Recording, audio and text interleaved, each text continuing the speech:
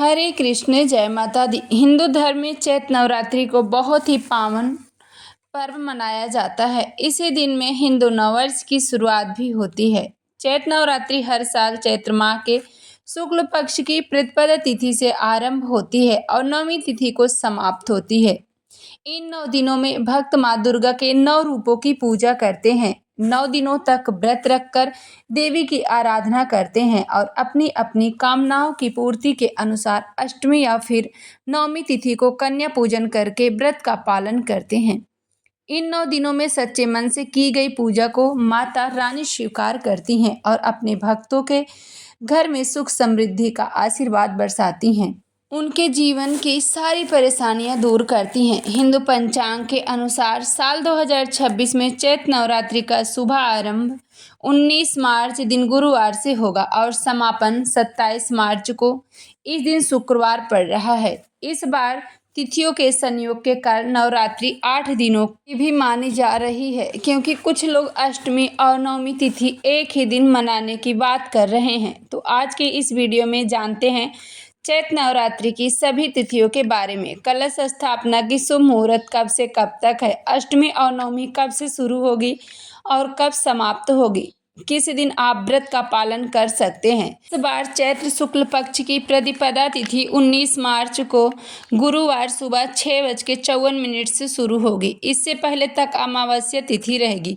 तो अमावस्या का आप स्नान सुबह कर सकते हैं और जब प्रतिपदा तिथि आरंभ हो जाए उस समय ही आपको कलश स्थापना या फिर जो भी पूजा आदि नवरात्रि का वह आप प्रारंभ कर सकते हैं। प्रतिपदा तिथि 20 मार्च दिन शुक्रवार को सुबह 4:52 से शुरू होगी, इसलिए नवरात्रि का पहला दिन 19 मार्च गुरुवार को ही रहेगा। इस दिन कलश स्थापना का शुभ मुहूर्त सुबह 6:54 से 7:40 तक रहेगा। अगर आप इस समय में कलश की स्थापना नहीं कर पाते हैं तो फिर अभिजीत मुहूर्त में भी कलश स्थापना की जा सकती है, जो दोपहर को 12:10 से 12:58 तक रहेगा। अष्टमी तिथि प्रारंभ होगी 25 मार्च दिन बुधवार को दोपहर 1:51 से और अष्टमी तिथि का समापन होगा 26 मार्च दिन गुरुवार को सुबह 11:49। इसके बाद नवमी तिथि प्रारंभ हो जाएगी।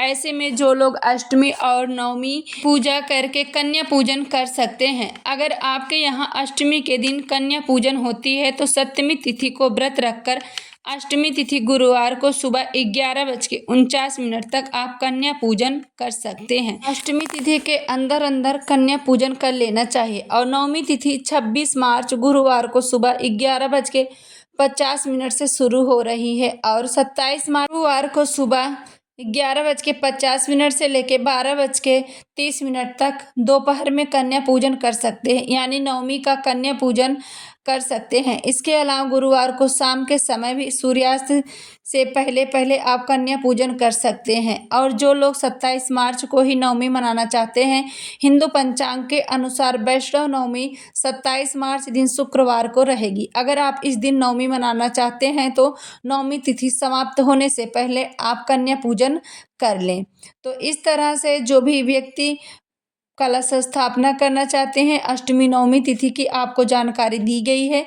चैनल पे पहली बार आए हैं तो चैनल को जरूर सब्सक्राइब करें। वीडियो आपको अच्छी लगे तो लाइक करें, ज़्यादा से ज़्यादा वीडियो को शेयर करें। कमेंट में जय माता दी जरूर लिखें।